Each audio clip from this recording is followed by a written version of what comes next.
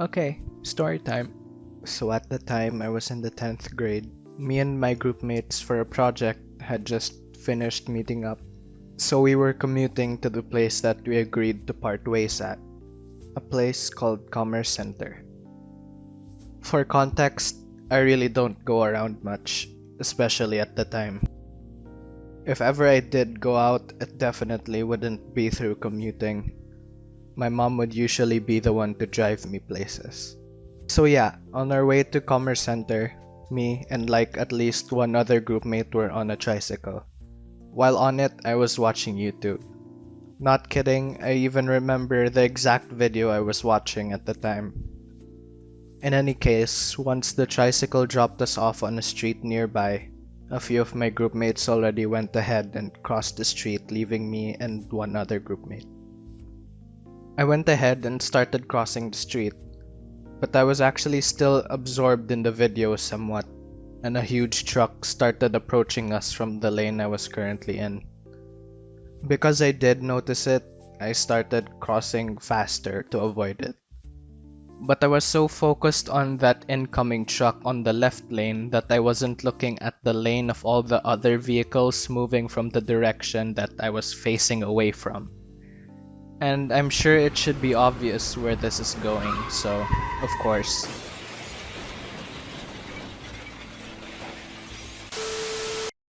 I got hit by a car. Fortunately, I didn't get seriously injured. The impact was strong enough, however, to rip open the left kneecap area of my jeans and scrape that knee as well. I didn't even notice at the time, but one of the wheels of the car that hit me actually went over my right foot a little bit as well. In any case, for the impact itself, if I were to describe it, it was like my brain couldn't even process what just happened to me even after I'm already on the ground. So I was there, trying to collect myself, when the driver comes out of the car and checks on me. Of course, he was concerned, but at the same time he seemed angry as well. I wouldn't blame him though.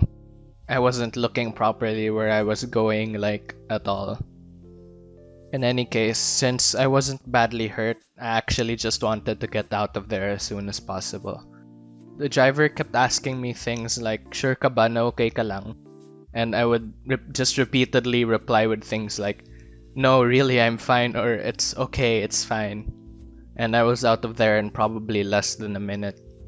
Then me and the only groupmate who even noticed and saw what happened to me entered the jeepney that my other groupmates were in. They asked what was wrong, and of course I just gave the gist of what happened. I even remember remarking, "Hey, at least I have ripped jeans now."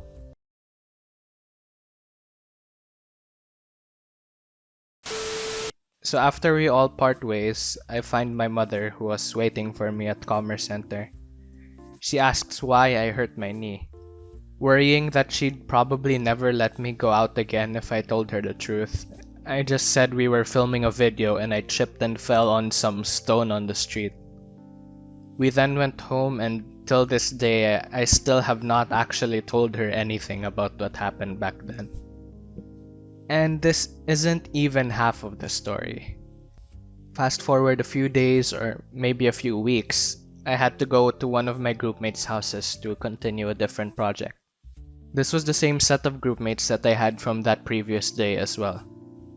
The project we were working on involved making our own sort of telescope. We bought a few concave and convex lenses, and we were trying to find the right combination of them that would result in a clear and upright image of what we were looking at.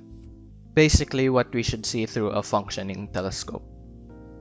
I was trying a few combinations of them and eventually found a pair that, when you aligned and looked through both of them, resulted in a clear and upright image. One of my groupmates comes up to me and tries them. When she tried looking through them, basically the exact same way I did, she saw the image as clear but inverted. We went back and forth a few times trying to replicate how each other looked through them, but we still kept seeing things differently.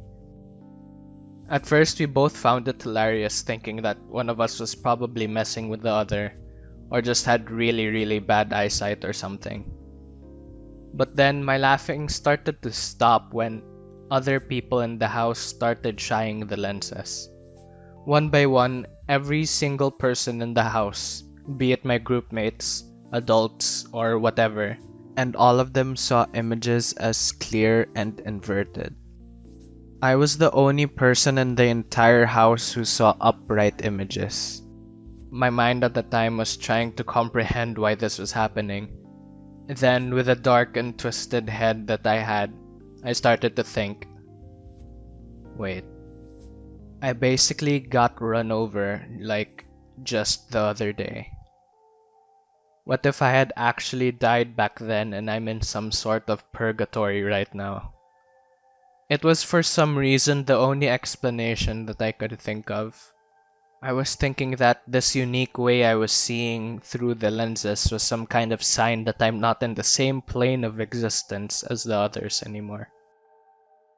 After my groupmates laughed at my freaking out a bit, I eventually had to go home. The person to drive me home that time was my grandfather and his friend in the front seat. I really didn't want to talk about everything that had happened. I just wanted to go home and forget about it all. Then, at one point, as my grandfather and his friend were talking to each other, a cell phone rings. I recognized it as my grandfather's, but like after a considerable amount of time while it was ringing, nobody reacted to it at all. Him and his friend just kept talking normally. I tried giving them a chance to notice and waited it out until the phone stopped ringing. Still no reaction. By this time, my head started filling with eerie thoughts again and asked, Lolo, did you hear anything? No, what do you mean? He answered. Your phone was ringing. Huh? Wala namang phone dito ah. My mind just started melting. Holy shit, I really am dead. As I was going through the different stages of grief over my own lost life, eventually my lolo started looking around the car. Lo and behold, he did have his phone in the car. I checked it. My grandmother did call at the time I heard the ringing. When I asked him why nobody heard it, he said he just thought the sounds were coming from the music on the radio.